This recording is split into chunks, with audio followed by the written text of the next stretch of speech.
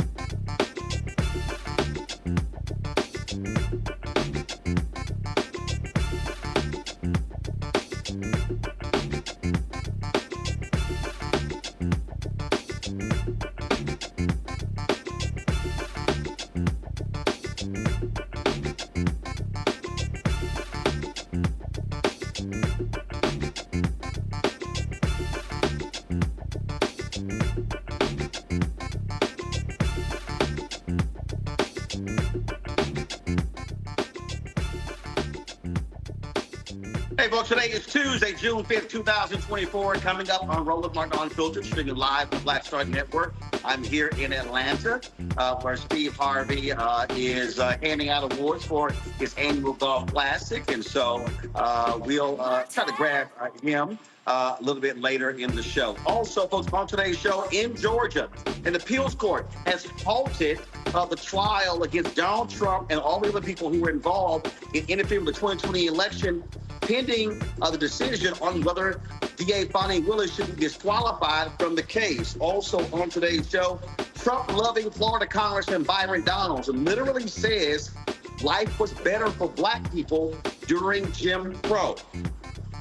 Yeah, he said that. Plus, a white man in Wisconsin, as his daughter is walking across the stage, comes up and shoves the black superintendent out of the way so he would not shake his daughter's hand wait until we show you this shameful, despicable video. Also, on today's show, the family of David Hilliard, a former leader of the Black Panthers, they are disputing a story that says Hilliard is endorsing Donald Trump. His grandson will join us. It is time to bring the funk on Roland Martin Unfiltered on the Black Star Network. Let's go. He's got it. Whatever the miss, he's on it. Whatever it is, he's got the scoop, the fact, the find. And when it breaks, he's right on time and it's rolling. Best believe he's knowing. Putting it down from sports to news to politics. With entertainment just for kicks, he's rolling. It's on go, roll, roll, y'all. It's Roland Martin, yeah. Rolling with Roland now. He's funk, he's fresh, he's real, the best, you know he's Roland Martin now.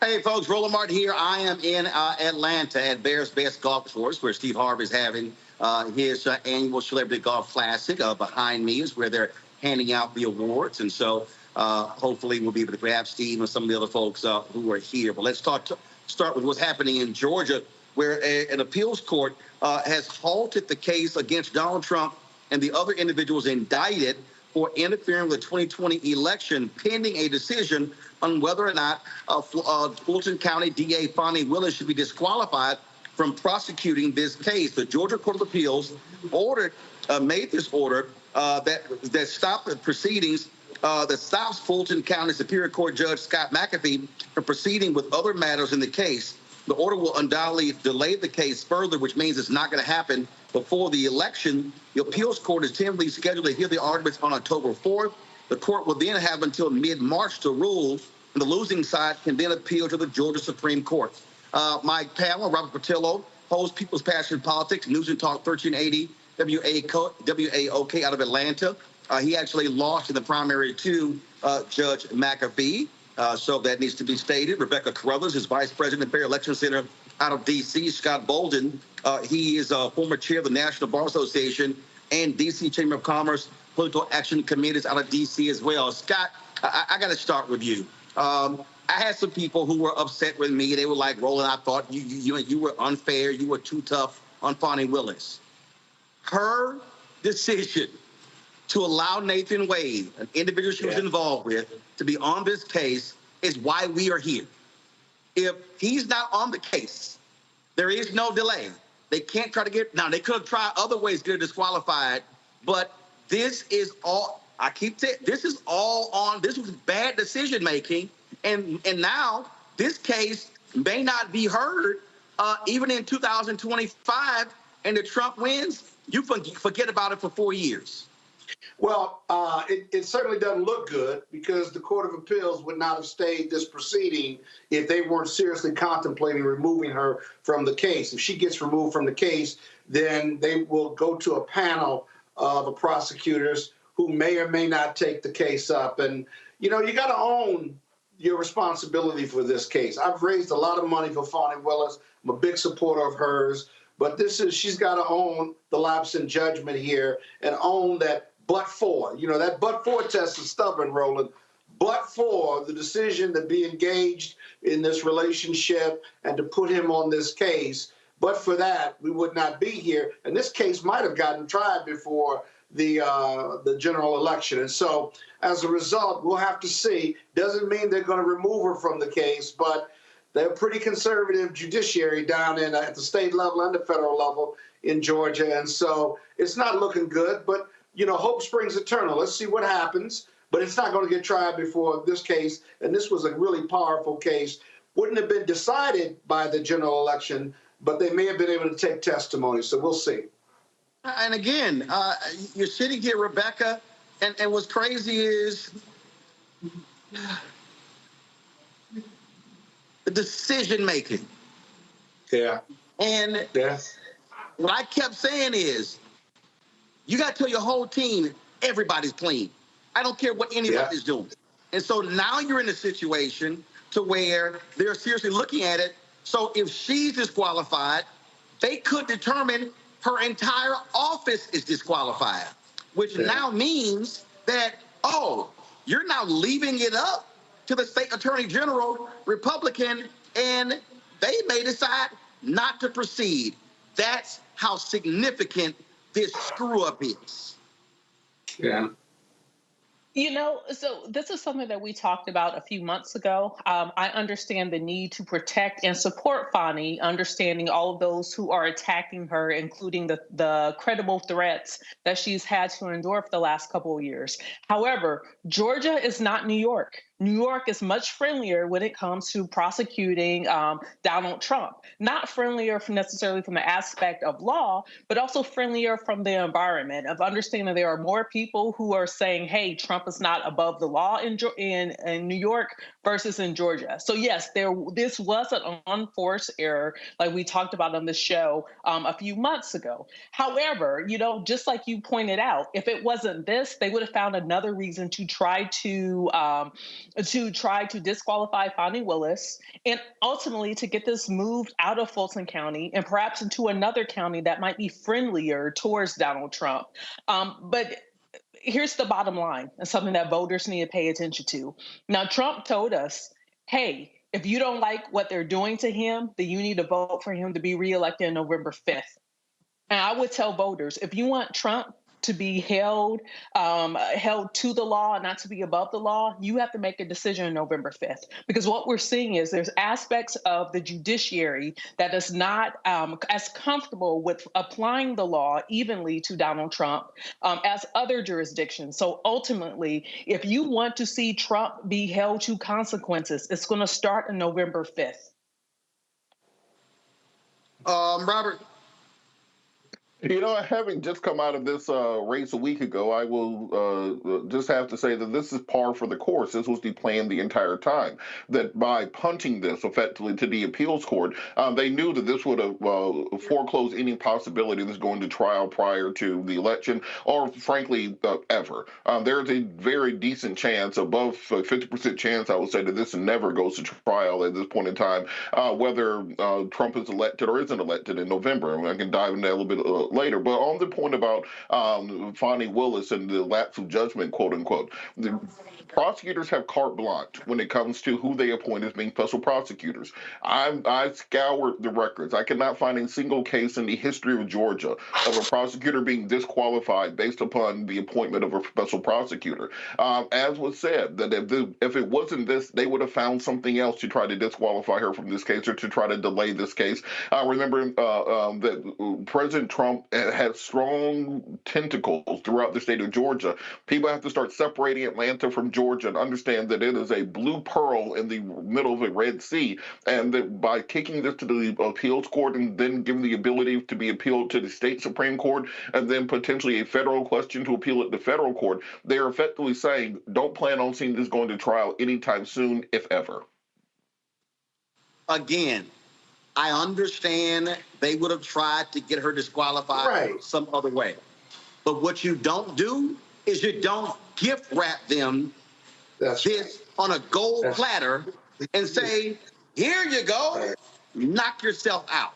Yeah. That, to me, is what is just nonsensical. And again, I got folks who've been mad at me, man. I just think you've been too hard on Sister Fani, and I have defended her. I love the fact that she indicted, going after him, and stood firm. But I'm sorry, somebody has to say it. She screwed up. And Nathan Wade, he also should have said, Fani, I appreciate it, but it wouldn't look good if I'm on the case, because if they find out, it's going to be a problem. And now the problem is the people of Georgia, again, depending upon the decision of the appeals court.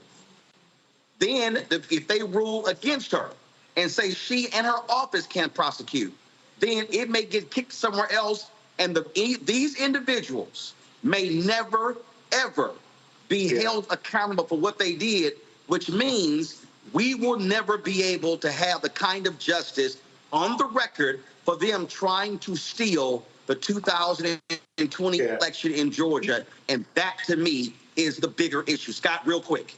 Yeah, real quick. You know, we'll never know what else they would have done. We'll never get there because Fani Willis gave them this right here. So they may have found some other reason, but we'll never know whether they found the reason because they don't have to. We gave them a reason. And like I said, I'm a big supporter of hers, but we are where we are because of that lapse in judgment for both of them.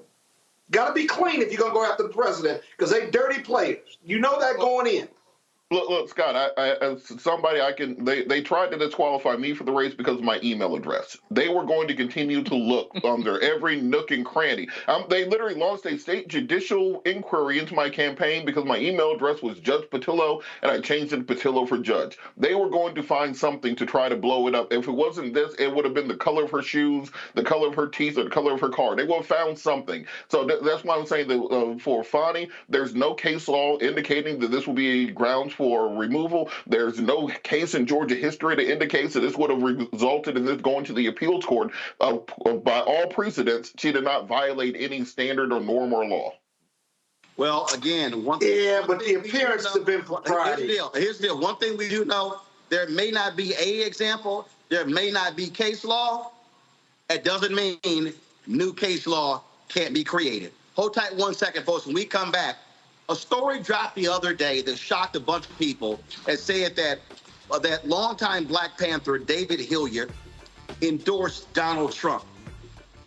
Joining us next is his grandson, who is disavowing that because of the health condition of his grandfather. We will explain next, right here on Roland Martin Unfiltered on the Black Star Network, live from Atlanta, where I'm attending the Steve Harvey Celebrity Golf Classic. Back in a moment. First, President Barack Obama's road to the White House. We got about 500 copies of the book available. And so this actually is all of the coverage of the 2008 election. But the other thing is this here. I talked to folks like Malik Yoba, Hill Harper, Erica Alexander, Kevin Lau, Spike Lee, Tatiana Ali. There's a lot of behind-the-scenes stuff in here as well, where I talked about some of the stuff that went down at CNN. Also, when you go through here, a lot of the photos that you see in here, photos that I actually shot, photos that were my time at CNN. And so what I decided to do, because one, I published the book and I own it myself, is that so I said, you know what, I'm going to slash the price to $10. I'm not reprinting the book. So once we are sold out of these 500, that's it. They're gone. So you can go to RolandSMartin.com/the-first to get a copy of this book. Everybody who orders this book through the website, not on Amazon, only through RolandSMartin.com. I will personally autograph and mail you a copy of this book. It's all of the covers, the actual interviews that I did with him. And just to show you, of course, when it came out, there's actually even in here the interviews that I did with him and Michelle Obama, which won TV One cable network's its first 2 NAACP Image Awards. And so all of that for $10, go to RolandSMartin.com the first and order your copy today. Hello, we're the Critter Fixers. I'm Dr. Bernard Hodges. And I'm Dr. Terrence Ferguson. And you're tuned in to Roland Martin Unfiltered.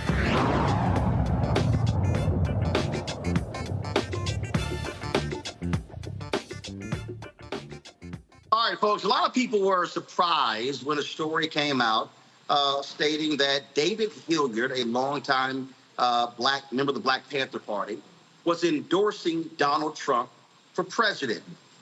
The video has been circulating on social media. It was posted by Carol D. Mitchell, and it shows Hilliard calling Trump a decent man and a friend to African Americans. Okay, this is the video. Welcome to the random site. I want you to meet someone who knew Donald Trump, and he's going to tell you about Donald Trump in his own words. My name is David Hilliard, founding member of the Black Panther Party. I knew Trump when Trump was a college student in New York, and he supported the Black Panther Party. That's how I know Trump. What kind of person do you think Donald Trump is? Trump is a person who's a decent man, and he supported the Black Panther Party. That's what I just mentioned to you. He was someone who gave us money, and Trump was a decent guy. Mm-hmm. Trump? Yes. Trump's a friend of African Americans, and I knew Trump from the 1960s in New York, where he comes from, and he's a friend to African Americans. Oh, and now when you say a friend to African American, what do you mean by friend? I mean he's not a racist. He's not a racist, fascist white man. He supported black people. Owned every brownstone in a place called Harlem, New York. Oh, wow. Okay. Now, do you remember the time that Trump supported Jesse Jackson? No, but I remember when he supported the Black Panther Party. Wow. That's incredible. And how did he support the Black Panther Party? With his money. Whoa, for real? My goodness. He gave us money. So, in your opinion, Trump has always been, now that he has these 34 counts of being a felon, Trump has always been part of the black community, or familiarized at least with the black community. That's exactly right. Trump was a friend to people of African American descent, and he owned all of Harlem. Wow, that's amazing. So in your opinion, sir, your valued opinion, why do you think they put all these charges on Trump, and they're afraid of him to be president? Because Trump likes Africans in America. He likes black folks. That's one. I think that Trump is qualified and a very decent approach to having somebody representing America. Trump, yeah, I agree with you, and I think Trump would be able to get us off this government thing and get us to making our own money, because he knows how to make money. He knows how to lose money, and so he would be the perfect person to help us get our own again, right? And Trump's a friend of African Americans. He's always been a friend of black people. That's how I know Trump. Okay. Well, thank you so much. And what is your name, sir? My name is David Hilliard, founding member of the Black Panther Party. Oh, my God. Well, that's amazing. You're a well-known figure in the Bay Area. So we thank you for taking a moment out of your valued time to give us an interview for the Random Site. Thank you, sir. All power to the people. Okay, so you've heard it straight from David Hilliard's mouth, the founding member of the Black Panther Party, supporting Donald Trump. Thank you very much. This has been your host, Carol D. Mitchell, on the Random Site. Well, the grandson of David Hilliard, Eric Jones, took to social media disputing what took place. And they were posting videos. They reached out to us here at Roland Martin Unfiltered. Eric Jones joins us right now from Oakland. Eric, first and foremost, who is Carol Mitchell? Who is she? Hello, Roland. First off, I would like to say just thank you for the opportunity to be able to write this story. It's going down a very wrong path, very fast. And so it's much appreciated for this opportunity to do so. This Carol Mitchell lady, this was the first time I had ever even heard of her name, just seen the video. Apparently she lives there at the senior community my grandfather resides at, and she had watched him for quite a while and known of his status and decided to apparently go after him for that interview. And so, according to you and other family members, your grandfather is suffering from dementia? Yes. So, unfortunately, yeah, my grandfather is in the thralls of dementia, and he has been for quite some time. So the reason, so many of us, again, when we first saw this, thought it was suspect, because at no time ever has Donald Trump or anybody else suggested that he was providing financing to the Black Panthers when he was in college. Second of all, again, if you look at logic here, Donald Trump was at Wharton. His daddy, brought him into the school. He didn't have the grades. And there's nowhere in hell that Donald Trump would be crossing paths with the Black Panthers, especially in Oakland. Yeah, so those things don't line up. And currently, I've been speaking with the Huey P. Newton Foundation and Frederica Newton, and we are trying to find some of any Panthers that were still around from the New York chapters and to see if we can verify any of those stories, but so far, no. And so, at no point in any conversations that you had with your grandfather, did Donald Trump ever come up? Well, since Donald Trump's name had become something that's of popularity and constant news and daily things, he's gone on to say these type of stories that, oh yeah, Donald Trump gave us these brownstones back in New York in the 60s, but again, those are unsubstantiated, definitely. Yeah, well, first of all, let's be real clear. If anybody even understands the Trump family, Donald Trump's dad built the business. Donald Trump's dad, his business wasn't in Harlem. Yeah.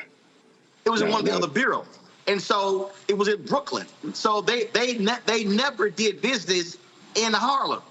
I mean, so this thing just comes out of the blue in terms of this whole deal here. This craziness. Yeah, it is complete madness. And he has no idea of any of Trump's current policies or whereabouts or do-abouts or anything like that. So this is all just unsubstantiated. So on this, have you had an opportunity to talk to your grandfather? Does he still recognize you and other family members? Oh yeah, my grandfather, he speaks very clearly about certain things in the past, and he remembers everyone in his family, and he can speak towards a lot of things that are truthful if you can lead him sort of in that direction. But when he starts to speak, so you got to understand, my grandfather has over 5 books published. He's been a professor. He has a lot of things that are archived, And so if he speaks on those things that he has archived, then those are typically factual things that you can go check on, and it can all line up. But if he starts, speaking of things that aren't necessarily a part of that past work that he's done, that's sometimes where he can make up some things. Also, because of his status, at any point, did this woman, Miss Mitchell, did she ever alert family members, talk to them, or did she simply put this video out on her own, knowing full well the dementia status of your grandfather? Yeah, absolutely not. So, again, I've never heard of that woman until just 2 days ago. And so before then, we don't know if she knows of his status. We don't know if she's been following him or what so. But, of course, if she had that conversation with him, she could tell that she had to feed him lines, and she had to speak with him about things that he didn't. She had to connect dots for him. And he is a very profound speaker who never needs any dots connected for him in his higher mind. So if he's not, I'm pretty sure she could figure that out. All right, Eric Jones, we certainly appreciate you coming on the show to break this down for us, and certainly thanks for reaching out to us. Thank you, Roland. Thank you. Appreciate the time. All right, I appreciate your support. Thank you. Take care.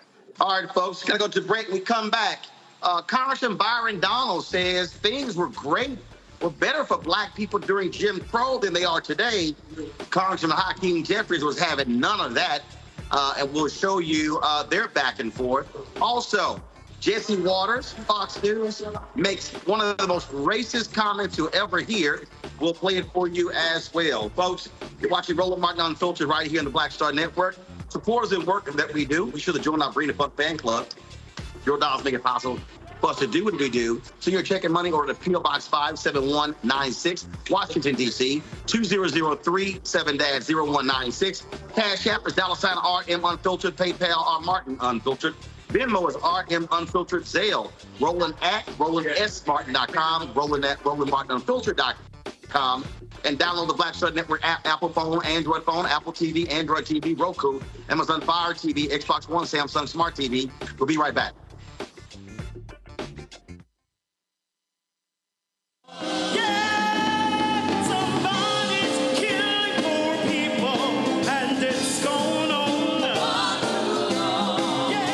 COVID happened, poor people were dying at a rate already of 800 people a day.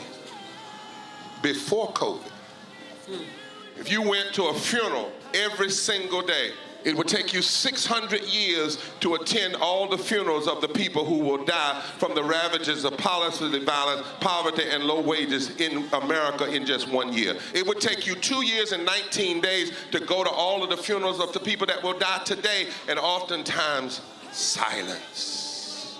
Nobody talks about this political genocide, but we are determined today to remember their death and be a resurrection of voting power and voice power like never before. Economic justice and saving this democracy are deeply connected. We, as a nation, must listen to the demands of the poor, who are pushing and will continue to push political candidates and elected leaders to lift from the bottom so that everybody can rise. We are the poor, the marginalized, and the underpaid. And we are taking one step forward to say that everybody has a right to live. Poverty is not the fault of those who are impoverished. It is caused by those who make the policy. There are over 135 million poor and low-wage, low-income people in this nation. The biggest block of potential voters by far is low-income, low-wage voters.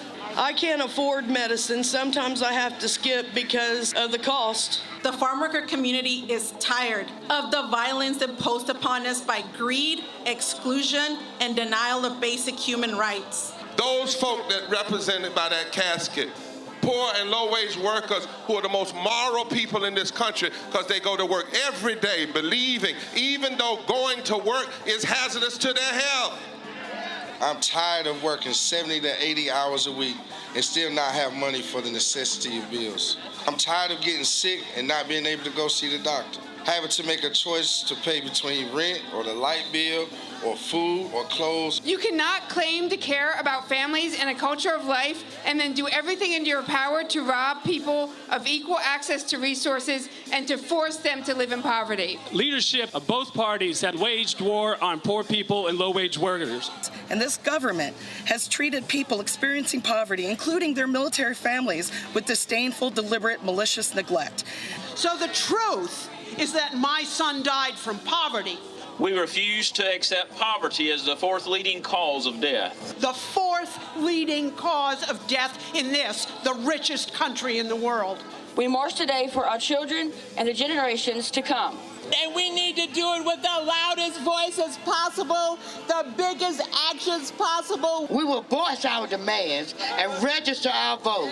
When we stand up and when we stand together, things change. There is the electorate that is, and then there is the electorate that should be. 34 million eligible poor and low-income voters did not vote in 2016. If just 20% of those voters in swing states were mobilized around an agenda, they could change the political outcome of every election. So we're launching the most massive voter mobilization and turnout campaign in history of poor and low-wage voters, allies, and religious leaders. People are dying, but we know it doesn't have to be this way. And so we are calling on everyone to join us in this Poor People's Campaign, a national call for more revival. We are here, we will be seen, we will be heard, and our power will be felt. We don't need to be an insurrection. We are a resurrection that will be felt across this country. Are you ready? Ready? Ready? Ready? We are a resurrection, and we are ready.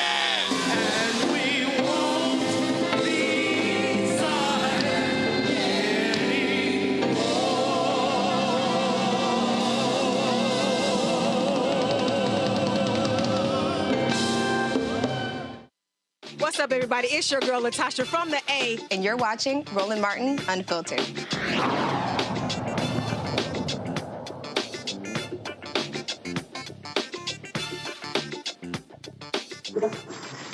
All right, folks, welcome back to Roland Martin Unfiltered here at the Steve Harvey Celebrity Golf Classic in Atlanta. All right, so Donald Trump supporters, they had an event in Philadelphia that was supposedly focused on Black for Trump. Now, it was in a conservative area, largely white area. And it was led by Byron Donalds of Florida and Wesley Hunt of Texas. It was called Congress, Cognac, and Cigars. Yeah. Okay. Now, check this out. Now, Michelle Tafoya, formerly, of course, sideline reporter for Monday Night Football, she was the one moderating this conversation and about Black's Republican Party. Don't ask me why. Now, there was no videotape of this, but the Philadelphia Inquirer reported that Donald made some comments about Black life during Jim Crow.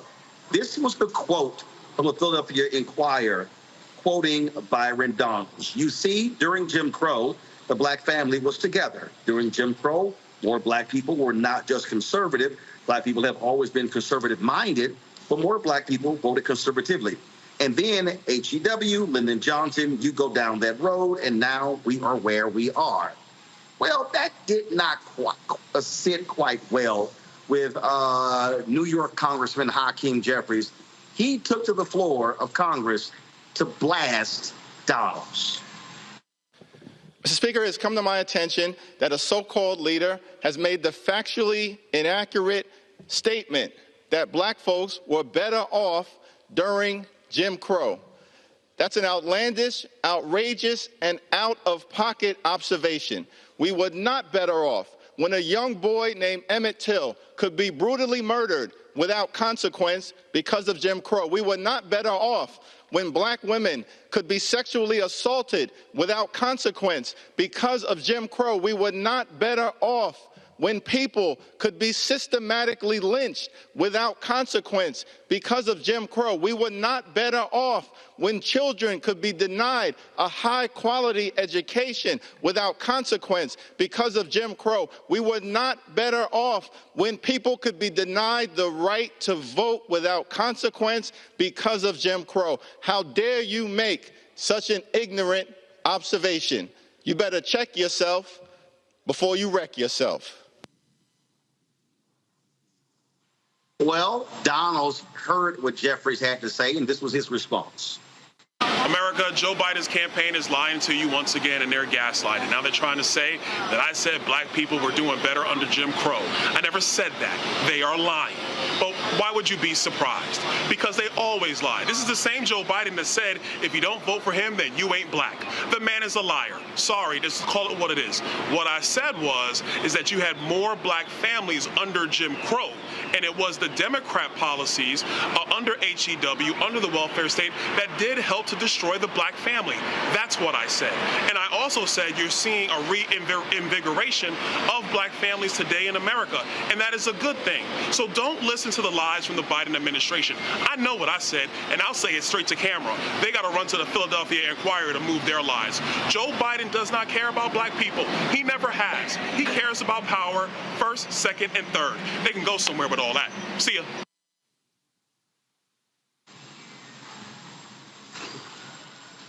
Really? First of all, Congressman Donalds, if you have an issue, you take issue with the reporting of the Philadelphia Inquirer. And if you say that's not what you said, okay, produce us an audio recording. Produce us a video recording of exactly what you said during that, if you're disputing what the reporting is. See, I need everybody to understand this is the game. So instead of Donalds criticizing the Philadelphia Inquirer, because y'all notice what he did not do. If he claims I didn't say that, you notice he did not demand a correction from the Philadelphia Inquirer. He's criticizing the Biden campaign, who is simply remarking on what was reported in the Philadelphia Inquirer. But anytime if y'all want to see the folks who play games, all you have to tell is he never demanded a correction from the Philadelphia Inquirer. That's when you know he actually said what he said, Robert, and that is grossly indefensible. You know, this is part of the mythology that many in the Black conservative movement have taken up to believing this idea that Black folks were somehow better off prior to the civil rights movement, prior to integration, prior to any of the legal framework that we call the civil rights and the voting rights movement. There's this idea on the conservative side of the aisle that, well, if we could just go back to the good old days, before we had voting rights, before we had integration, we had stronger families. We had Stockholm syndrome. We had strong families because we didn't have no choice. We had no upward mobility. The reason that the marriage rates were so high because Black women couldn't have bank accounts, could not attend institutions of higher education, could not have a mortgage, could not buy a car on their own. The reason we lived together because you had redlining and you had blockbusting you were closing together Black communities to the point that they could not leave. That's the kind of fantasy world that many Black conservatives have decided to inhabit, where we were all just after slavery, sitting around, whistling, happy as who knows what. I wish they would just take that and rewind it all the way back to the radical Republican Congress from 1865 to 1876. If you're going to say things were so much better prior to the civil rights movement, then just say, I'm going to take up the Republican platform that existed under the radical Republicans, and we're going to push for reparations for Black folks in this country, because that was a Republican initiative. If you're going to say Black folks voted more conservatively prior to the 1940s and the 1950s, we'll take it all the way back. Take it all the way back and say we're going to enforce Sherman's Field Order number 15. We're going to enforce what Senator Stevens said on the floor of the House of Representatives, that we are going to take that promise of 40 acres and a mule, and we're going to distribute that to everyone in this country, everyone who is of an African-American descendant, of the descent of those who were enslaved in this nation. But to simply say, well, things were great prior to Black people having rights, is exactly the type of African American that Donald Trump likes to point to and say, that's my African American. And as these people are jockeying for position to be the next vice president of the United States, as Congressman Donald and Tim Scott and others are, they have to remember that the statements they put and that they use on record right now are going to be used against other Black people in the future. We just saw the Fearless Fund. They're using the Civil Rights Act to deny them the ability to help Black businesses. These words and these actions have consequences, and maybe Byron Donalds will be the next Vice President of the United States of America, but he can't forget what he is doing to our communities on his way there. See, this is the thing for me, Rebecca, that's always shameful and despicable when Byron Donalds, when that idiot Candace Owens, or any of these people say these things. They leave out the fact about the police dogs and the lynchings and the beatings. They leave out the fact that we were denied bank loans, denied housing loans. They leave out the fact that Black folks had to walk down the street, couldn't look white folks in the eye. They did not. So all those things. So if you want to talk about this small piece of what life was like for us during Jim Crow, I mean, you could literally make the argument that the Black nuclear family there was a strong bond during slavery, because we were working together every single day, side by side, with mother and father and children, and we were together, and we lived in one room, and we ate together, and we prayed together. I mean, if we want to go there, I mean, that's literally what we could say. But then you leave out all the other stuff that was going on. Sorry, Congressman Donalds is full of shit. So first of all, Byron, I need to know who your people are. Now, you were born and raised in Brooklyn. So I'm assuming that if your people came by way of the northern migration and the migration routes of how many Black folks ended up in New York, my guess is they probably came from South Carolina, North Carolina, maybe the Low Islands, going a little bit further south into Georgia, perhaps, maybe. I need to know who your grandma, your auntie, your uncles are, because I can guarantee you they would not agree with what you said. Second of all, what you just said on camera means that you are dumb, you're an idiot, or maybe I'll be charitable and say you are diseased in the mind. And this is why. Byron, you literally just said that Black families can attribute strong Black families to Jim Crow. That simply does not make sense. You are trying to correlate two separate things and try to have causation. And I'll explain what I mean by that. In the summer, ice cream sales go up. In the summer, crime goes up. Just because ice cream sales and crime both goes up in the summer doesn't mean that eating of ice cream leads to someone committing crime. That's not how it works. So just because you are making the argument that Black families, from your perspective, were stronger in the 50s and 60s doesn't mean that we can or should attribute it to Jim Crow. Simply, your mind is diseased to even jump and say that oppression is what made Black families stronger. That is not the case. I understand that you claim that you grew up in a Black broken home.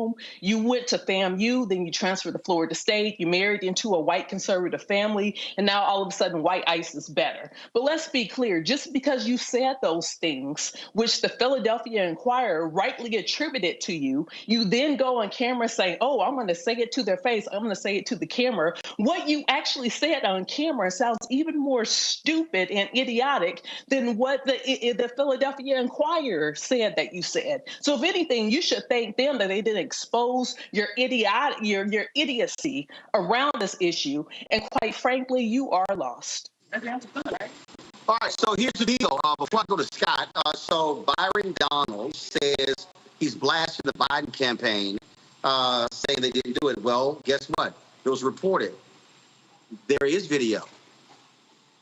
And the Biden folks just posted it. Control room, if y'all have it, let's play it. If you don't have it yet, okay. If you don't have it yet, Scott, go with your. So Scott, go with your comment, and then we're gonna play the video. You actually hear Byron Donalds in his own words in a 26-second clip from that conversation. I'll only add to my colleagues. I guess we was better together doing Jim Crow because we had stronger family. But we couldn't, you go to jail and you couldn't walk down the street, you couldn't vote, you couldn't get a job, couldn't get educated. But we were together as a family. You know, every time these dumbass Republicans, one, they don't do their research, and they just ignorant. It just, sometimes, and I know what you say, Roland, you say, you got to call this out, Scott. But sometimes stuff is so ignorant that it's just not even worth talking about. My colleague said it best, and by the way, if we were stronger as a family, our socioeconomic problems weren't there, but we weren't stronger as a family. We weren't stronger because of the socioeconomic and health disparities that still exist in America today. They were worse doing Jim Crow. So stop it. Just dumbass comments. That's all I got to say. All right. So here's the actual video of Byron Donalds. You see, during Jim Crow, the Black family was together. That's right. During Jim Crow, more Black people were not just conservative, because Black people always have been conservative-minded, but more Black people voted conservatively. And then H.E.W., Lyndon Johnson, and then you go down that road, and now we are where we are. What's happened in He said, doesn't sound like he was misquoted. Sounds to me like he was quoted correctly. So, right. Byron Donalds, you're lying. When you get your Black history education from Ron DeSantis. This is why they want to get rid of CRT. This is why they want to get rid of DEI. They want to keep us all that damn dumb. They want us all to walk around here scratching when we ain't itching, laughing when we ain't tickled. That's the exact archetype for a Black man that they want in this country. One that's completely disconnected from his history, disconnected from Elaine, Arkansas, disconnected from Tulsa, Oklahoma, disconnected from the bloody summer of 1919. Someone who's completely disconnected from all aspects of American history besides what has been regurgitated and spewed back to him as patriotism. He wants us all to take that Ron DeSantis history course where, we were all just on the plantation having a good time. And then these northern aggressors came in to destroy the southern way of life. And we fought the good fight, but maybe we'll rise again. But then as soon as we ended that horrible Reconstruction, And our brothers and sisters in the Ku Klux Klan decided to come together to liberate us and to arm us and protect us from other groups. That is when the black family was the strongest. That's the version of history that Byron Donalds has been indoctrinated into and that he will like the rest of us to believe in. And if you believe that version of history, then no, we don't need voting rights. No, we don't need a Civil Rights Act. We don't need diversity, equity, and inclusion. We don't need affirmative action. Everything was great back when we had the proper American social structure of white supremacy on top, and then a couple of us get to prosper at the foot of white supremacy from the crumbs from the table, but the rest of us will be in subjugation. That is the Donald version of Black American history. Y'all, again, I just love the people who say, I didn't say it. What'd you say, Scott? What's worse about that video, real quick, Roland, is that there were other black conservatives listening to him saying, right.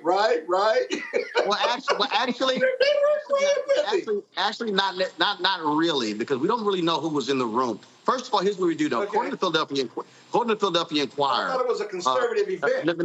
No. According to Philadelphia Inquirer, half of the people who were in the room weren't even from Philadelphia. They came in for it.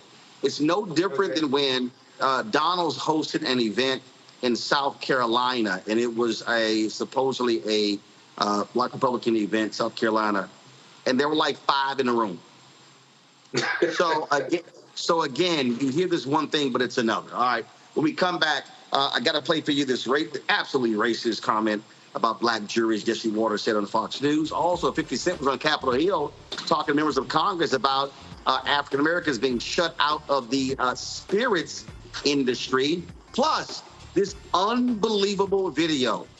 A black superintendent is on the stage and is about to shake the hand of a white female high school graduate. Her dad storms the stage and physically moves the black superintendent off the stage so he couldn't shake his daughter's hand. There's actual video of this. Stunning. We'll have it for you. You're watching Roland Martin Unfiltered on the Black Star Network.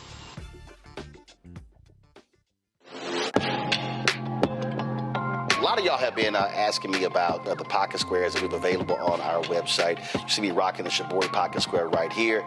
It's all about looking different. And look, summertime is coming up. Y'all know, I keep trying to tell fellas, change your look, please. You can't wear athletic shoes every damn wear. So if you're putting on linen suits, if you're putting on some summer suits, have a whole different look. The reason I like this particular pocket square, the Shibori, is because it's sort of like a flower and looks pretty cool here versus the traditional boring silk pocket squares.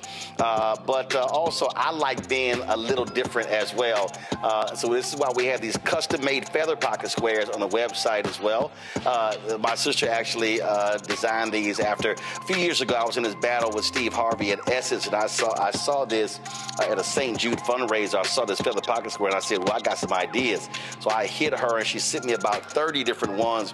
And so this completely changes your look. Now, some of you men out there, I had some dudes say, oh, man, I can't wear that. Well, if you ain't got swagger, that's not my problem. But if you're looking for something different to spruce up your look, fellas, ladies, if y'all looking to get your man a good gift, I've run into brothers all across the country with the feather pocket squares saying, see, check mine out. And so it's always good to see them. And so this is what you do. Go to RolandSMartin.com/pocket squares. You can order Shibori pocket squares or the custom-made pocket squares. Now, for the Shiboris, we're out of a lot of the different colors, and I think we're down to about 200 or 300. So you want to get your order in as soon as you can, because here's what happened. I got these several years ago, and the Japanese company signed a deal with another company, and I bought them before they signed that deal, and so I can't get access to any more from the company in Japan that makes them. And so get yours now. So come summertime, when I see y'all at Essence, y'all could be looking fly with the Shibori pocket square or the custom-made pocket square. Again, RolandSMartin.com/pocket squares. Go there now.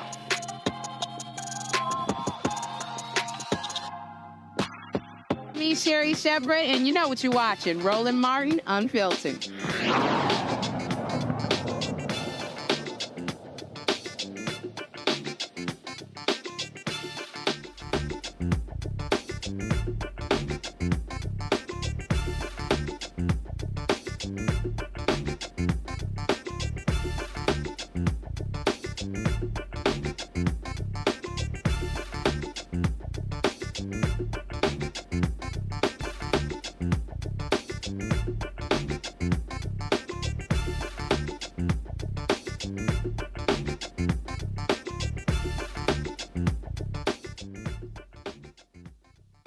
thing you can always count on from Fox News is racism. And one of the biggest racists there is Jesse Waters. This is what he said after the first day of the trial of Hunter Biden in the nation's capital. It's called jury nullification. It's when you pick a jury that will give you a not guilty verdict. They know you're guilty, but they just disagree with the law. The strategy plays on the racial makeup of the jury, which is mostly black, as well as the Biden's influence in Delaware. The hope is this jury won't convict for a drug-related crime. Everybody in Delaware knows the Bidens. That's why Jill and Ashley are sitting front row. But that's not all. The Biden family brought Mouse to court. Mouse is a Delaware legend. Joe Biden was the best man at his wedding. Mouse runs Delaware's NAACP and has been involved in the community for decades. They want every black juror to see Mouse sitting with the Bidens. If you can get the jury on your side, all of a sudden, this case is not a slam dunk. Now keep in mind, Hunter Biden is facing 3 counts of lying to a federally licensed gun dealer, writing false statements on the form, and unlawfully possessing the gun for several days. So basically, Rebecca, Jesse Waters is saying, oh, black people are too dumb on a jury to listen to evidence, listen to testimony. What he's saying is, oh, if you want a not guilty verdict, just pick nearly an all-black jury and you're going to get that. Inverse, is he saying that if you want a guilty verdict, regardless of what the evidence is, pick an all-white jury? Is that what he's saying? But then, I mean, there's so many ways you could go with this. But also, he's saying, oh, well, black people, they'll never convict with drugs because, all black people do illicit drugs, right? I mean, look, he's ignorant. It's the reason why he's on Fox News. Bottom line, he's racist. He shows he's racist, so he's going to say racist things. And he's on a network that supports people saying racist things. And that also means that those companies that air during Jesse Waters' time, they support racist things being said that they're putting their ad dollars behind. So, okay, cool. He said something racist. Jesse Waters saying something racist, we call that, Scott, a day that ends in DAY. Right. Having picked several juries and Jesse Waters having not picked one, I can tell you, white America is the least qualified to talk about black people and racism or to even define discrimination. I've always said this. And the fact of the matter is that most jurors, 95% of them, and Robert, I'd love to hear your response, black, white, yellow, brown, take that case into the jury room. They try to do the right thing. They work hard. Doesn't matter their race. And black people aren't monolithic simply because the criminal justice system has housed more of us than other people, if you will, in most jurisdictions. But they work hard. They try to do the right thing. They try to follow the law. And you come back with a verdict. If Jesse Waters was right, then the majority of the juries in Washington, D.C. are black, and you wouldn't have anybody convicted. And we know we got a 95% conviction rate here in this jurisdiction as well. So it's really just more ignorance than anything. And to think that Mouse, who may be a legend in that community, is sitting with the Biden family, but Jesse Waters doesn't have any problem with the leadership of the GOP in the House and Senate coming and sit in the front row in regard to Donald Trump's trial. And somehow that's right because they're white, but it's wrong in Delaware because the president happens to know everybody. Everybody knows the president in Delaware, and Mouse is a legend in the NAACP. That's cry foul. But here's the last point, Roland. I can give you 5 federal circuit court opinions that have said what Hunter Biden is charged with would never be charged and is unconstitutional. And by the way, 90% of these charges against Hunter Biden have never just been brought independent. They've always been connected to some other crime with gang members or bad actors, if you will. Never before, very few times, does the fact that this form filled out is wrong. This form was altered by the gun shop, if you will. If Hunter Biden is found not guilty or the government hasn't proved their case beyond a reasonable doubt, those would be the reasons, not because Mouse is sitting in the audience or Jill Biden is sitting in the audience. It's because the jury did their job. And if they convict him, then they did their job too. We got to respect the rule of law. It's also, Robert, it could be because Mouse has been a friend of Biden's for more than 30 years, and his family and his children. But again, this is the level of stupidity. And I'm sure Jesse Waters is making no comment about any of the white supporters of the Biden family showing up in court. Look, when we talk about only in America, Jesse Waters is absolutely he is the siren tale of the most unqualified white people and white mediocrity being rewarded. Remember, he started off as an intern for Tucker Carlson, and because he was tall and conservative, they started letting him do man on the street interviews. At that point in time, they made him a full-time correspondent. He was actually married when his wife was pregnant, and he left her to start dating one of the booking producers at Fox, family values, conservative values, then got her pregnant. And then when Tucker got fired for the Dominion lawsuit and costing Fox basically $1 billion, somehow Jesse Waters gets elevated to a primetime television slot. Now, I'm not saying that would never happen to a black person. I'm just saying that's never happened to a black person in the history of Earth. And this idea that somehow because you went from an intern to a primetime anchor while cheating on your wife qualifies you to talk about jury selection somehow is where this kind of conservative belief in meritocracy falls apart. Because what do they continuously say? Well, I'm against diversity, equity, and inclusion because it needs to be based on merit. What the hell merit does Jesse Waters have to talk about jury selection in a Delaware case? It's completely ridiculous. And the idea that they're putting out here that they're trying to invalidate the verdict before it happens because they're pretty sure Hunter Biden's going to be acquitted in this case because, as Scott said, these charges are never brought and they may not even be constitutional. This idea that you can deny somebody their Second Amendment right based on them being a drug addict. If you look at the text of the Hilliard decision that was just decided a decade ago, it makes it pretty clear that this is an individualized right. And I'm not quite sure, and the courts have not decided yet whether or not you can bar that right based on someone being a drug addict at the time. Because if you're going to say that, then why not say alcoholics? Why not say anything under that would undermine the Second Amendment? So they know this will probably be dismissed out of hand or be an acquittal for Hunter Biden. So they're trying to invalidate that, but also blow these racist dog whistles at the same time. That not only are we going to invalidate the verdict, but we're going to do so because black people are so simple-minded that all they have to do is see another black person and they'll just get up, start juggling watermelons, shucking and jiving, frying chicken in the jury box, and then they'll be over. This is par for the courts, for the audience they're trying to appeal to. All right, folks, hold tight 1 second. When we come back, where do you see this video of a white man physically removing a black superintendent from the stage because he did not want that black superintendent touching his white daughter's hand? Also, 50 Cent comes to Capitol Hill talking about the importance of expanding opportunities for African Americans in the liquor industry. We'll show you that as well. Lots to talk about right here on Roland Martin Unfiltered on the Black Star Network.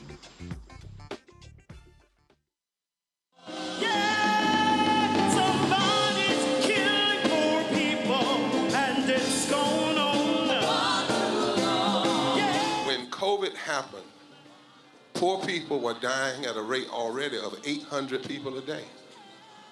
Before COVID, if you went to a funeral every single day, it would take you 600 years to attend all the funerals of the people who will die from the ravages of policy violence, poverty, and low wages in America in just 1 year. It would take you 2 years and 19 days to go to all of the funerals of the people that will die today, and oftentimes silence. Nobody talks about this political genocide, but we are determined today to remember their death and be a resurrection of voting power and voice power like never before. Economic justice and saving this democracy are deeply connected.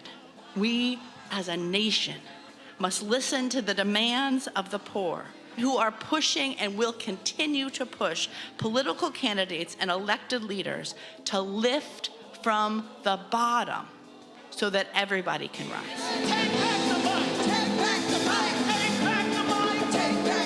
We are the poor, the marginalized, and the underpaid. And we are taking one step forward to say that everybody has a right to live. Poverty is not the fault of those who are impoverished. It is caused by those who make the policy. There are over 135 million poor and low-wage, low-income people in this nation. The biggest block of potential voters by far is low-income, low-wage voters.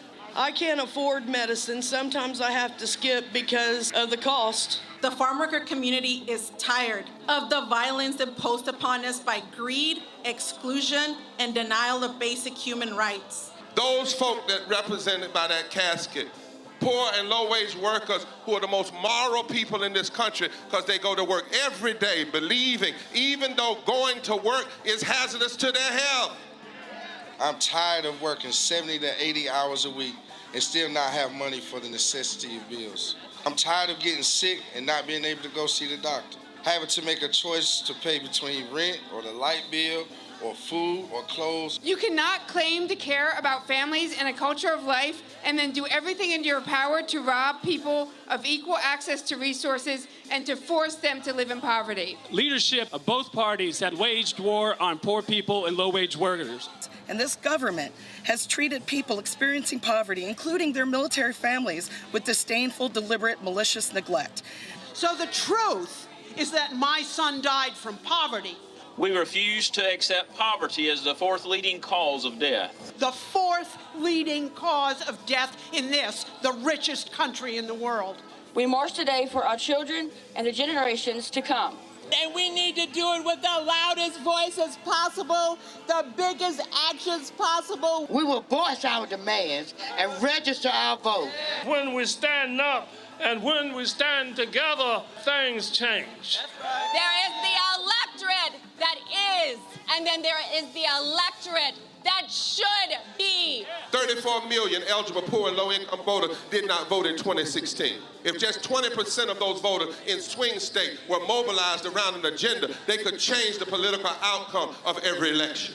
So we're launching the most massive voter mobilization and turnout campaign in history of poor and low-wage voters, allies, and religious leaders. People are dying, but we know it doesn't have to be this way.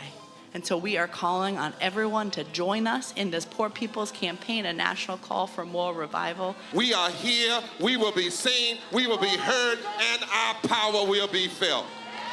We don't need to be an insurrection. We are a resurrection that will be felt across this country. Are you ready?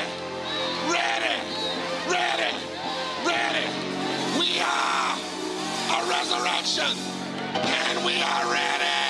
And we won't be silent anymore.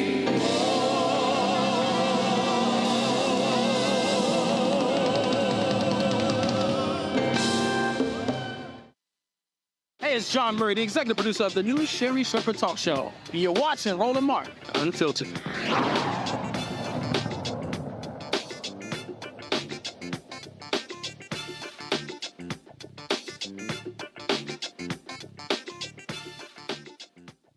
Well, folks, 50 Cent was on Capitol Hill today with attorney Ben Crump talking about increasing opportunities for African Americans in the liquor industry. He is suing a particular company, saying they have been defrauding him.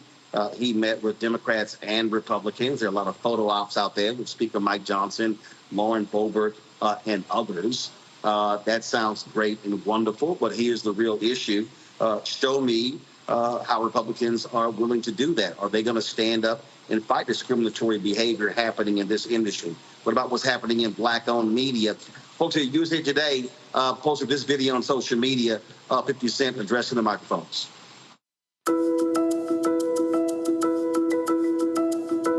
It's definitely not my traditional platform.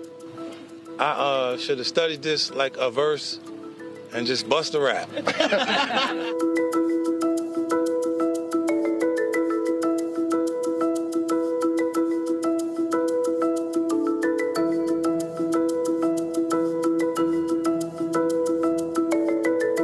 It's really exciting for me to be here. I got a chance to meet with both sides today, and it feels really good. Like, they don't agree. They don't agree on a lot of stuff. You know what I mean? So to get them to agree on seeing me was an accomplishment in itself. As far as today, I went to talk to them about economic opportunities for everybody, and it's really exciting. The response I got makes me feel like that there's bright things ahead of us. Well, I'll say this here. It's actually no shock. It's not that big of a deal that both sides would agree to meet 50 Cent. He is, of course, a prominent artist, businessman as well. So, look, politicians don't mind celebrities as well. Here's the thing for me that really jumps out here, and I'll go to you first, Scott, and that is this here. Yes, 50 Cent is suing this this particular company doing business with him. And when Diddy was talking about, when he filed his lawsuit against Diageo, alleging the same thing, and then there are other individuals. This is what I am going to say specifically to black celebrities. Are you doing this because of you, or are you doing it for the collective? See, that's the real issue. If I think about a Harry Belafonte, if I think about an Ossie Davis, if I think about a long line of African Americans, Wendell Pierce, Don Cheadle, and others, there are folks, Jesse Williams, there are people who are working on behalf of the collective, Erica Alexander, I can keep naming folks. And so, I wasn't in D.C. today, I was here in Atlanta. Supporting Steve Harvey in his golf tournament, the money he raises for his boys and girls camps. But I did put in a call to Ben Crump.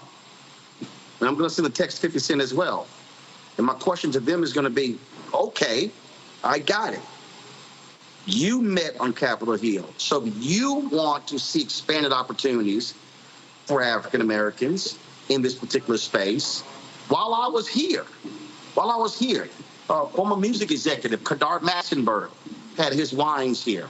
On the course, that was a sister who had her own liquor brand. I know there are other people who I've met. I've interviewed, we've had people on the show in Marketplace who created their own liquor brand. So here's the question that I would pose to 50 Cent. Are you willing to call for a meeting of all these individuals and then begin to say, how do we move as a collective? So the question is this about expanding opportunities for African Americans in the space, or is it about you expanding opportunities in the space? That would be the question I would pose to him. What did Ben Crump say? Haven't heard back yet, but I'm definitely going to follow up with him. Okay, so it can be both. The reality is that black-owned businesses have lots of challenges and have historically, right? If 50 Cent can lend his name and advocacy to expanding those opportunities, calling for legislation to expand those opportunities, demanding that Biden administration do more, and they've done a lot in this space, and him lending his name to it, as he goes along, he's going to bring a lot of others along. But it's not about the photo op and going to Capitol Hill one day with Ben Crump. The hard work begins after that. And so whether he's going to do this and be prepared to do this for all black-owned businesses, men and women-owned black folks, then the work after the photo op with Ben Crump and legislation. Are they going to draft legislation? Is he going to show up on the Hill without the photo op? Is he going to build a coalition of successful black business owners who are all entrepreneurs like Steve Harvey and you and others, and build a coalition and really make this demand and make a strong push where that it is not about 50 cents, it's not about his celebrity, it's about the collective, then the answer is it's about the collective. If you're not going to do all of that and more than what I just listed off the top of my head, then it's about the photo op and 50 Cent, and maybe he helps some, but not the collective. And that's the reality of being a celebrity. The celebrity behind the movement is not the celebrity, it's the movement behind the celebrity. And you have to create that with hard work and passion. And so I guess the verdict is out. We'll see. Will you be reporting on something else they've done in this regard in 2 or 3 months, in a year, in 2 years? Because it's not going to happen overnight because 50 Cent showed up on the Hill. So that's my response. No, absolutely. And look, the thing that I make clear, and the reason I say that, Rebecca, because I make the point all the time, when I am advocating for expanded opportunities for Black-owned media, I'm not saying, oh, just for Roland, and I'm not saying that's what 50 Cent is doing. But what I am saying is that, sure, you appearing on Capitol Hill by yourself with Ben Crump, that's great. But as Scott said, nothing gets done unless it's a broader movement.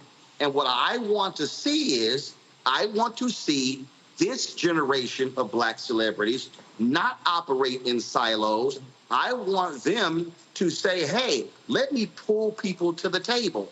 And now all of a sudden, when you come back to Capitol Hill, you come back with 50 or 100 or 200 African Americans who have created their own liquor brands, and they have brown liquor, they have wine, they have whatever. Now all of a sudden, again, that's how, to me, you effectively utilize celebrity where it's not just about you. I agree. It's great to have 50 Cent on Capitol Hill, but we also need to see Curtis Jackson in the streets.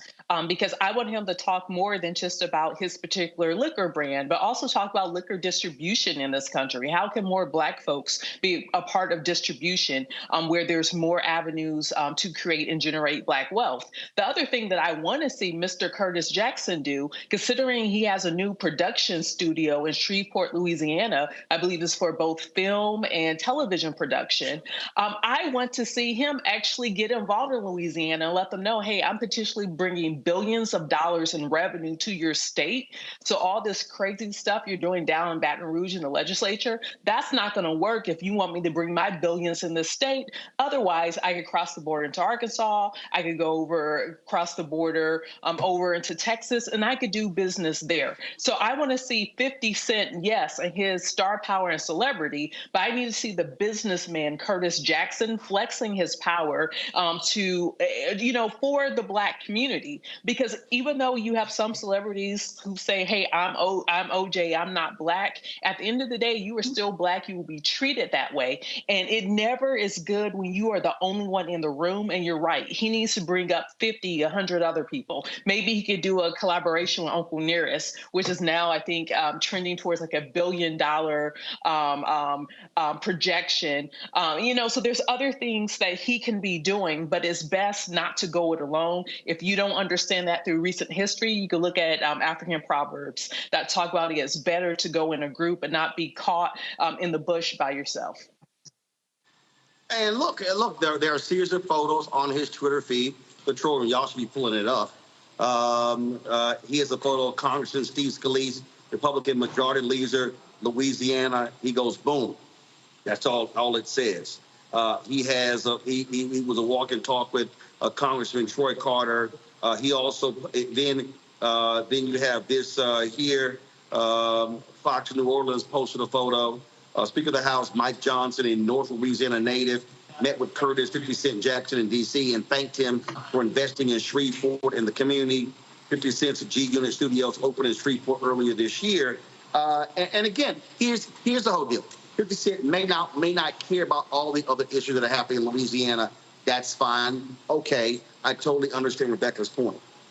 I'm gonna be just still very clear on this, Robert, and that is, I just simply think that if you are articulating the need for expanded opportunities for African Americans in this space, and you're talking about wealth creation, I believe the power move is for a 50 Cent to issue a call and Uncle Nearest and other individuals, large or small, and say, hey, we gonna move collectively.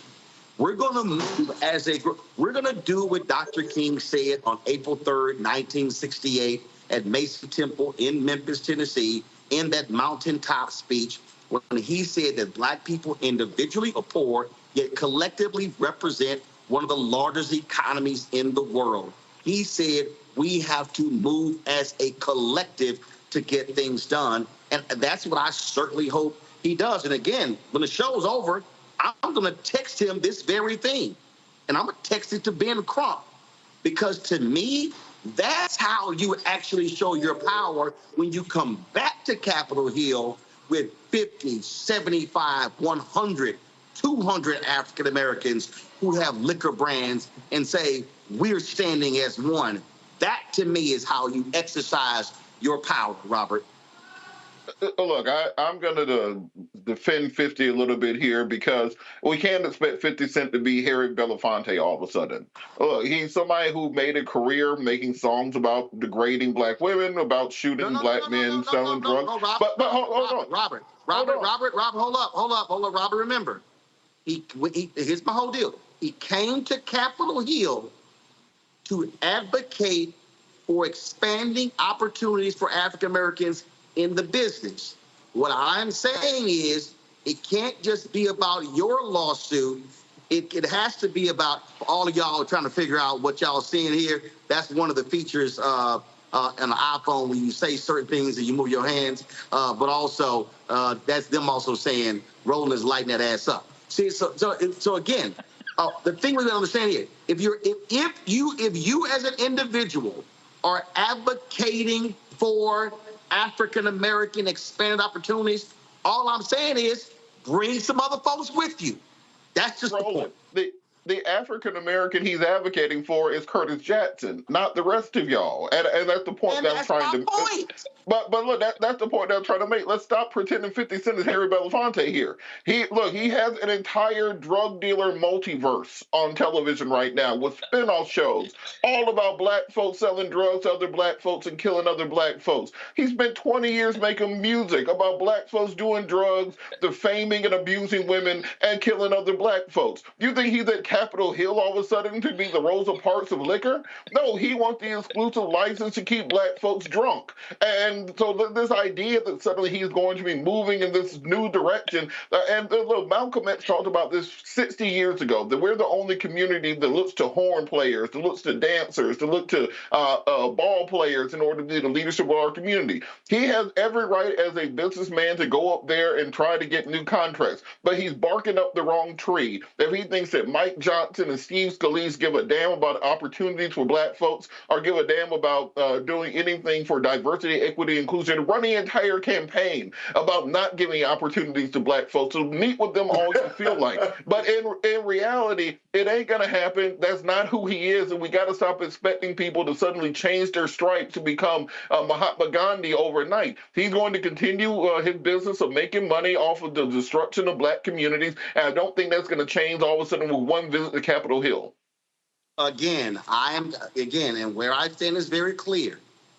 If you are going to say, I am here to fight to expand opportunities for African Americans, okay, I'm saying bring them with you. That's the whole point. And so because I believe in too many spaces that there are too many of us who are selfish. There's certain phrases, for and no more. Whereas I'm the only one in. Anytime I hear a black corporate executive say it's lonely at the top, I'm like, no, I blame you because you were supposed to bring some folk with you. And that's your damn fault. So all I'm saying is, and trust me, 50 gonna get a text, and Ben Crump is gonna get a text, and I'm gonna recommend, if that's what you're serious about, call the meeting. Call the meeting of other African Americans in the business and say, the next time we are going to take the trip together, and now all of a sudden 50, 100, 200 descend upon Capitol Hill. Let me quickly go to a break. We'll be right back. I talked to Isaac Hayes about this new documentary out by two black tech founders. But also, wait till I show you guys this video out of Wisconsin where a racist white man literally physically moves a black superintendent off the graduation stage because he didn't want him shaking his daughter's hand. Talk about shameful. Watching Roland Martin Unfiltered from the Black Star Network. On a next, A Balanced Life with me, Dr. Jackie. Being of service to others is one of the greatest callings in life.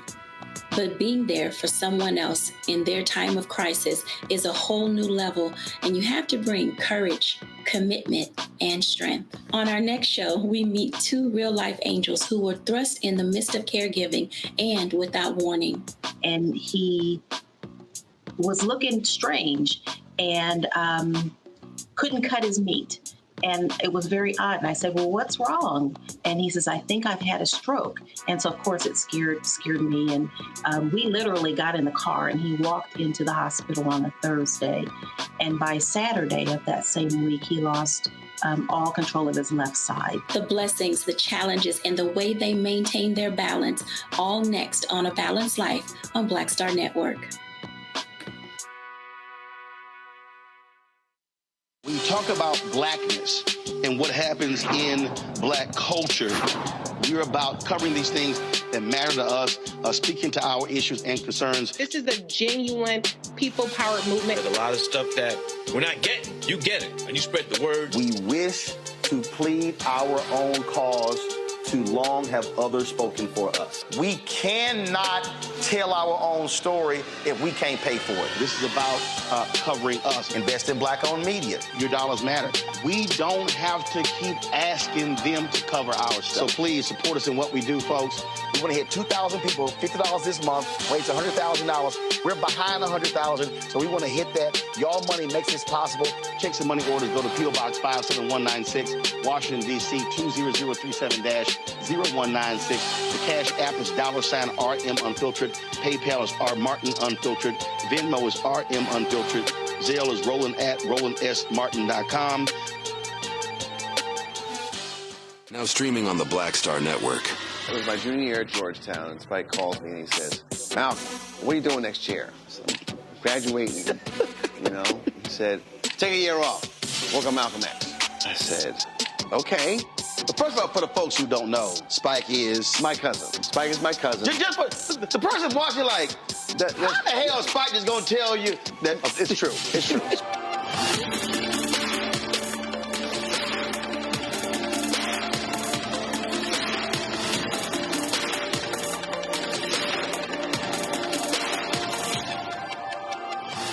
Hey, what's up, y'all? I'm Devon Franklin. It is always a pleasure to be in the house. You are watching Roland Martin Unfiltered. Stay right here.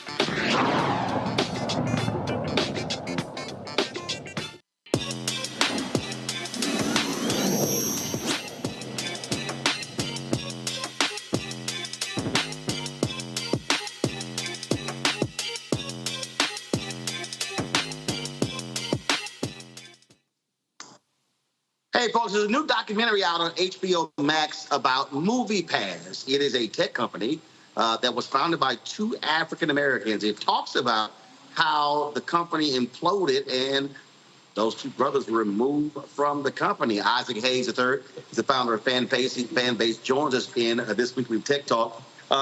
Isaac, I saw your video you posted about MoviePass, and I remember when they launched. I remember when people were talking about it. Then I remember when they were like, what the hell, how they gonna make money? It was all this sort of stuff. And then it lays, you just talk about how the documentary is just fascinating because it lays out how they then got removed from the company they founded. This movie Crash, I think you should definitely take a look at it as a black business owner. It was kind of like a very sad kind of corporate takeover of MoviePass, which was founded by Stacy Spikes and Hamet Watt in 2011. They built MoviePass all the way up to about 20,000 subscribers. And they got a guy named Chris Kelly, who was the original general counsel for Facebook, to come in and invest in the company. And so when Chris Kelly joined the board, it was those two gentlemen and Chris Kelly on the board. And so what wound up happening is that MoviePass needed a little bit more capital, and they thought they should bring in a white CEO to actually run the company, to try to scale the company. In comes Mitch Lowe, who was the former CEO of Redbox. And so they reconstituted the board to include the two black founders, Mitch Lowe, and then Chris Kelly wound up having 2 board seats. So now, with Chris Kelly's 2 board seats and Mitch Lowe's 1 board seat, they wound up removing both gentlemen from the board and eventually firing both of them from the company, and then tanking the entire company within 1 year, spending $150 million and crashing the company. Wow. Yeah. Wow. So explain to people, and you talked about it beforehand, the pitfalls when you're a founder and you go out and you raise money and you don't fully understand why you got to hold on to as much power as possible. Because in this case, you can get run out your own company. Yeah, I mean, well, boards are very important. Boards are really basically the boss of the CEO. They're the people that are in charge and kind of guide the company and make and kind of keep the CEO accountable to the company. And so typically a lot of black founders wind themselves getting voted out of their own companies by these board takeovers by other people that are coming on the board. When it comes to the company that I built with Fanbase, I don't have a board. That's because I raised independent capital. I haven't gone to VCs. So you got to be careful when you're raising capital, especially from venture capital, because they do want things like board seats. And what happens is VCs will often look at your company as something to flip.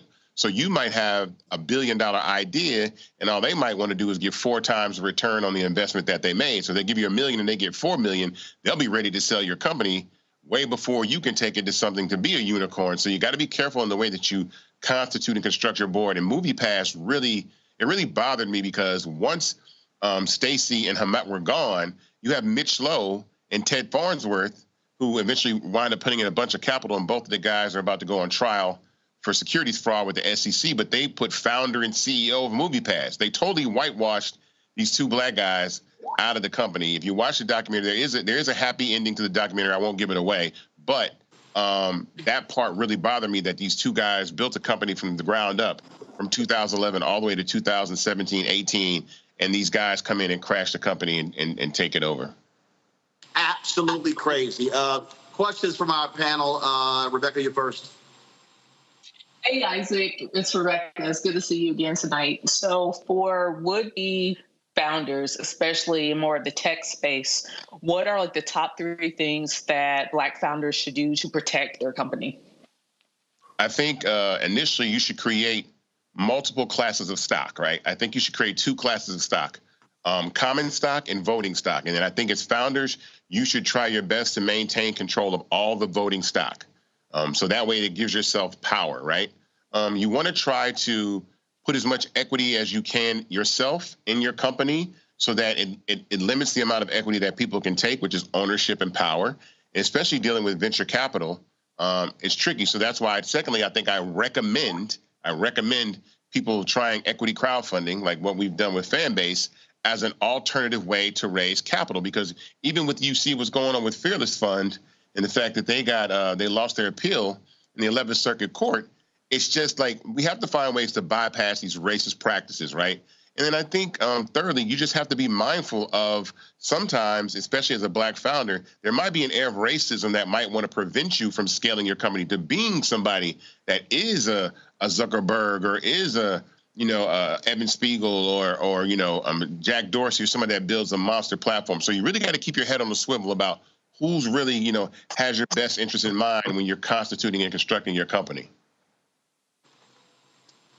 Scott?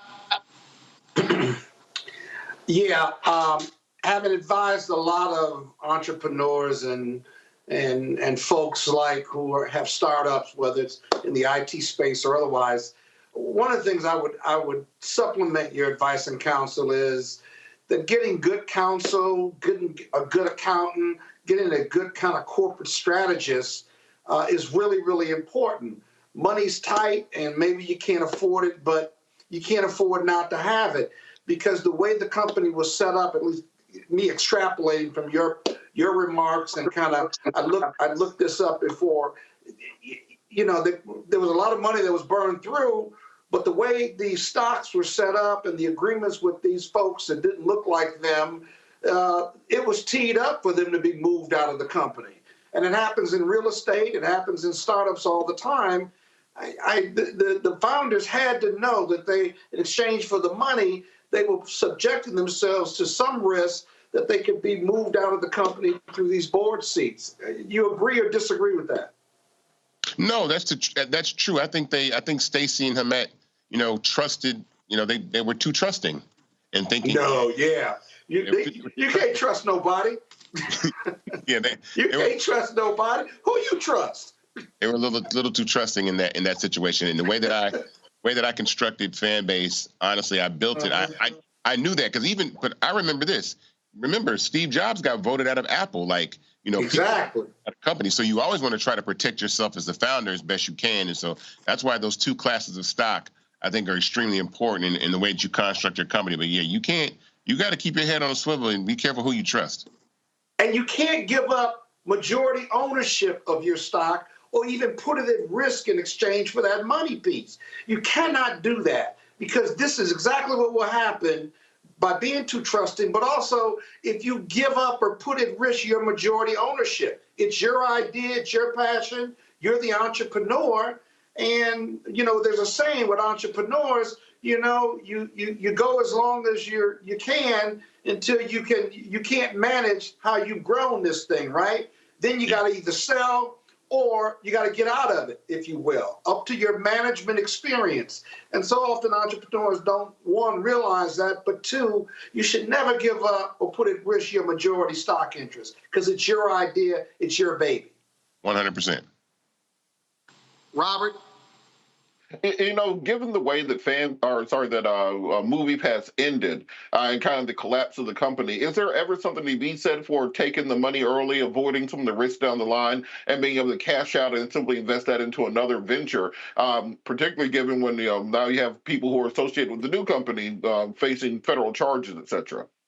Well, the irony in that is that Stacey and Hamet actually had equity in the company. And this is something that also happened, is that company kind of merged up under a publicly traded company and got acquired. So they were on the stock market. So the equity that both gentlemen had, the equity that Stacey had was worth about $80 million. But within that 1 year, there was a restriction that they couldn't sell their stock for 365 days. And that it went from $80 million down to pennies within 365 days. These guys spent $150 million. Mitch Lowe and Ted Farnsworth, they burnt all the money, gallivanting around Coachella, spending money, hosting events, hanging out with celebrities and partying, and they crashed the company within a year. So imagine having something worth $80 million that's worth pennies in less than a year, and you have no control over that. So yeah, that's something that was extremely terrible. Oh, man. So, folks, be sure, if you go to HBO Max, you can check the documentary out. Isaac, give us an update on the raise for fan base. Hey, fan base. Listen, we are raising right now on startengine.com/fanbase. Everybody that hears my voice, go to startengine.com/fanbase and invest. We're almost at about $1.3 million. I'm raising $17 million. The minimum to invest is $399. You get 60 shares of fan-based stock at $665 a share. And I think what's important about this, again, is these companies are changing. You see that Instagram is even trying out unskippable ads, right? That you can't even scroll past the ads on the platform anymore. It's a lot of little things that are starting to happen with these companies. And so I think, again, the opportunity for users to have equity in social media, that is why I built Fanbase. So we're almost at about 700,000 users. We're on iOS and Android. We previously raised $10 million. So this isn't a far stretch for us to go ahead and raise to 17. And you have ownership, equity. We talk about equity so many times in a startup, and you can rise and grow with the growth of the company. So if you want to invest, go to startengine.com/fanbase. It's on my shirt. Make sure that you go check it out and have some equity. And I say this before, 28,500 people investing $600 is $17 million, and we can close our round. If you know some people, forward the link to them, tell your friends, invest for your grandkids, your kids, your friends, and let's all go together, because this is the opportunity to own part of a tech startup, a social media tech startup. that is rivaling these other platforms that are actually copying what we do. So I'm really excited about this. And I want as many of us who look like us on the cap table as possible. So go to startengine.com/fanbase to invest. The minimum to invest is $399. I'll keep you posted, Roland, every time I come back on the show. But check out Movie Pass. And as a founder, be careful who you let in the hen house. Absolutely. All right, Isaac, we so appreciate it. Thanks a lot. Thank you. Folks, I saw this video on social media, and I had to go ahead and show you this. So there was a graduation in Wisconsin. And as this young woman is about to cross the stage, her racist dad literally storms the stage and physically removes the black superintendent from the stage. Watch this. Elise Kathleen Eddy.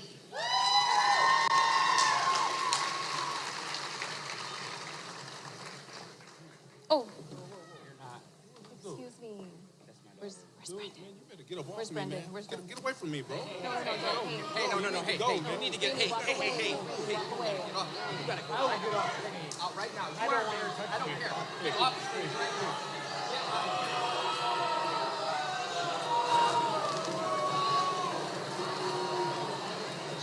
That way, Michael.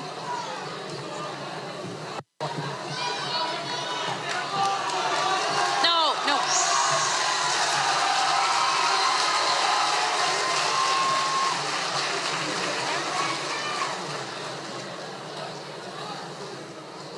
Where's Brendan? Whose dad is that? Elise? That black superintendent is Baraboo, Wisconsin Superintendent Rainey Briggs.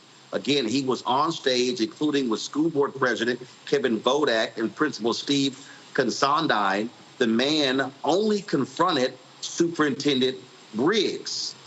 This is not the first incident at this particular school. In 2018, a photo circulated of students at Baraboo High School giving a Nazi salute in a class photo. That right there is absolutely outrageous, Scott. Yeah, Roland, I often say, having grown up in Joliet, Illinois, these pockets of communities all around us just aren't Washington, D.C., New York, L.A., Chicago. I mean, it's like they're time warped and don't know history, don't know the 1965 Voting Rights Act, Housing Act, and the amount of racism, manifest verbalizing of the N-word is just unbelievable in some of these local communities. And I remember growing up in Joliet, Illinois, and I was in high school from 76 to 80, and my parents were civil rights activists. I was at a Catholic school, and I'm going to tell you, the N-word was not a big deal. I got called the N-word almost every week and stuff, and went through either fighting or joking or getting suspended or yelling names back just to defend myself. And I wasn't alone. And Joliet, Illinois, and New Lenox, Illinois weren't alone in those communities where it's like in time warp almost, notwithstanding the media. And so we just got to fight it. I guess my question to you, Roland, is, have you read what happened to the superintendent? Because the video doesn't show him coming back on stage. Was there an altercation behind stage? Because there was a disruption. And did the graduation continue? Superintendent came back on stage. Graduation did continue, and I believe that father got arrested. Yeah, absolutely. But these local communities, Roland, now you got a black superintendent handing out diplomas, and crazy white folks rearing their ugly head because he didn't want that black man touching his white daughter, who is responsible for her graduating, by the way. That's how idiotic it is. So, this is unbelievable. All right. Okay, Rebecca.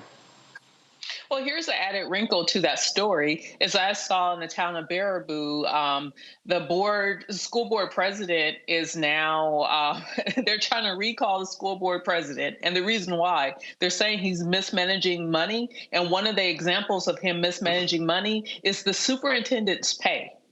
So just to run that back, there are families and parents in the town of Baraboo who's upset with how much the superintendent is making. And I guarantee you, up in Baraboo, it ain't like he's making $1 million a year, but they don't want that black man making whatever he's making. Now, that black man is from an hour away in Madison. Maybe he and his family need to leave Baraboo and go back down to Madison.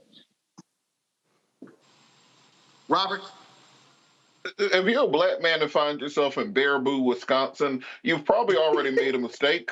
I'm just gonna put that out there. But you know, I've noticed throughout my life and throughout generations, people usually create the thing that they hate the most. And his poor daughter is gonna go off to college now, and when she shows up at Thanksgiving with Jaquan or Jamal or something like that, and he has to look at that brand new baby that she's bringing forward, he's going to realize that bringing that girl up in a family of hatred, teaching her to hate those people, he's now created exactly the thing that he sought to destroy. So congratulations to his daughter and his future son-in-law, Jaquan. And he's going to be a big black man, too. She's going to bring home a big black man. Tall, big, muscular, football player. Killing. Don't wish that on black man. Are y'all done? Are y'all done? Yeah, we done. Go on, man. I gotta go, man. I got a hard stop at 8. I love you guys, but I gotta go. First of all, well, if you gotta go, shut up and stop talking then. Well, I know, but the show's gonna miss an element that you're not gonna have when I go. It'll never be the same without me. So just cover for me, okay? Nah, we'll be greatly improved. All right, y'all, that is it. Let me thank Robert. Let me thank Rebecca, and I'll talk to Scott. I will, folks, tomorrow I'm back in studio, and I'll have some great video from the Steve Harvey Golf Tournament here in Atlanta for you on tomorrow's show. That's it. Don't forget, support us in what we do. Join the Green and Punk fan club. Our goal is to get 20,000 of our fans contributing on average $50 a year, $4.19 a month, 13 cents a day. Send your check and money order to P.O. Box 57196, Washington, D.C., 2037-0196. Cash App, $RM Unfiltered. PayPal, R Martin Unfiltered. Venmo is RM Unfiltered. Zelle, Roland at RolandSMartin.com. Roland at RolandMartinUnfiltered.com. Download the Black Stud Network app, Apple phone, Android phone, Apple TV, Android TV, Roku, Amazon Fire TV, Xbox One, Samsung Smart TV. Also, be sure to get a copy of my book, White Fear, of the Browning of America's Making White Folks Lose Their Minds, available at bookstores nationwide. Could be an audio version on Audible. And don't forget, I have less than 200 copies. We probably have less than 100 now of my book, The First. President Barack Obama's Road to the White House, as originally reported by Roland Martin. I am personally autographing all copies. I have cut the price to $10.